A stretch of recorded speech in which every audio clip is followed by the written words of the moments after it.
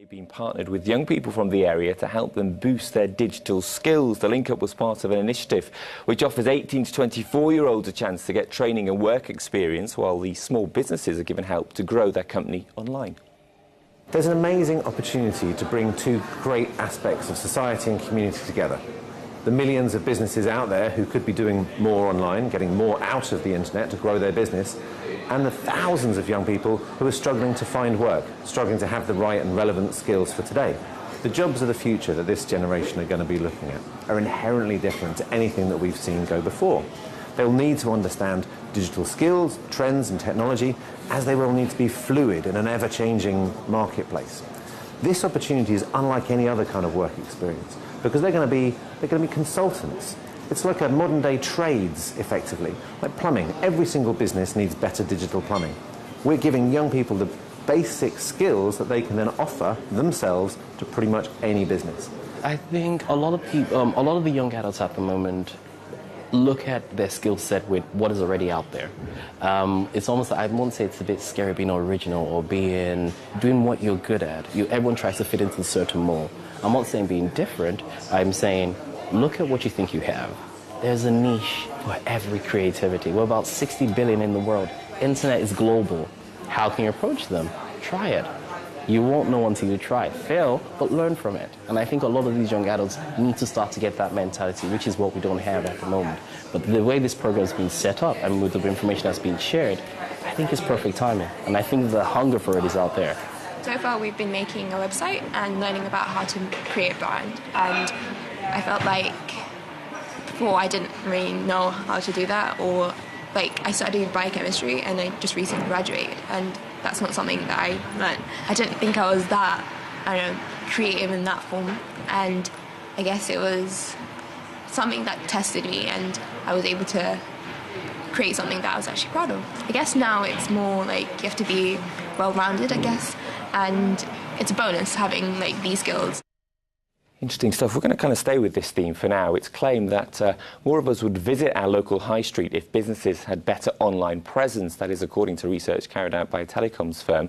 And Save the High Street, the lobby group, says free Wi-Fi parking also, that would encourage us to shop traditionally. And that 85% of us think the government is not doing enough to support high streets. Alex Schlagman is from the organisation and also runs a firm which helps other companies to become digitally savvy. Good to see you. Thank you for coming in. Thank you for having me. So we think the government should be doing more. Do we know what we want ministers to do to try and help high streets? The research that was put in place by XLN, which is one of the largest free public Wi-Fi networks in the UK and a partner in SaveTheHighStreet.org, was really focused around looking at what are the friction points to getting people to come to the high street more often, and what are the friction points to keeping people in the high street. And some of those factors that were identified are very much over to the shopkeeper, things that the shopkeeper can be doing. But others are broader, and there's a role for many stakeholders across the high street ecosystem, if you like, from local government to central government, media, industry, and local consumers to play a role. When it comes to government, some of the interesting findings we found were around parking.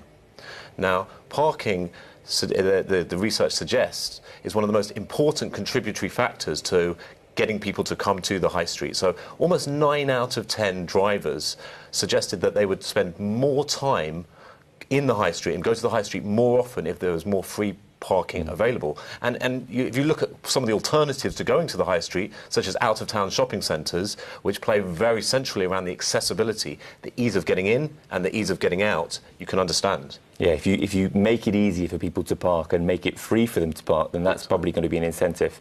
Interestingly, the research suggests that an online presence is going to be good for these traders. Now, many people might think, actually, that's going to help move people away from the high street because they'll be doing all their shopping via the internet. So this is probably the most transformational period in the entire history of retail. And e-commerce is simultaneously the biggest threat and the biggest opportunity for local independent shopkeepers across the entire country.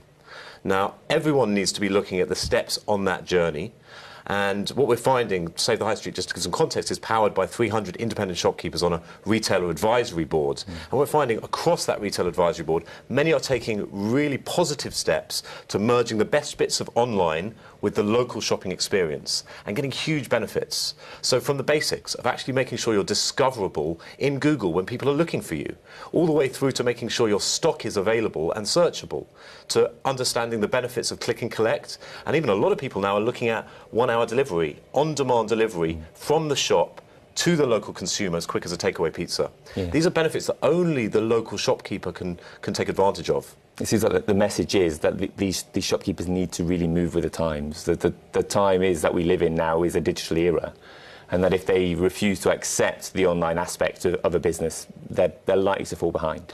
We need to be practical. So there are huge opportunities, but not acting now is one of the biggest risks that every independent shopkeeper around the country faces. In terms of your approach, you've launched a manifesto today as well, and you want people to do things in terms of lobbied MPs. What is it you're asking people to get involved with? So SaveTheHighStreet.org launched in August last year, and it launched actually with a manifesto, initial manifesto called the Connected Digital High Street Manifesto, and it was driven by lots of retailers and industry leaders and partners who contributed towards it. And what's happening this week is actually one of the founders of XLN, Christian Nellerman, has worked in contribution with other Save the High Street partners to create an extension to that manifesto that looks at areas such as parking, which is obviously something we put a spotlight on earlier in this conversation, all the way through to the benefits of Wi-Fi itself and the impact that having public Wi-Fi for free for consumers has on customer retention, which is significant. So there's some new extensions to the original manifesto that are being released this week, and they cover areas that aren't just about what does the shopkeeper need to do, but what do we all need to do? What's our role as an ecosystem in supporting the transition to a better connected, digitally enabled high street, and ultimately a diverse and thriving high street for generations to come? We are out of time, but really interesting, and people feel very passionately about their own high streets as well, and I think it's something people want to hold on to. Alex, really good to talk to you. Thank you for bringing these points to us this evening. That's Alex Schlagman there from the lobby group, the campaign group, Save the High Street. Right, stay with us.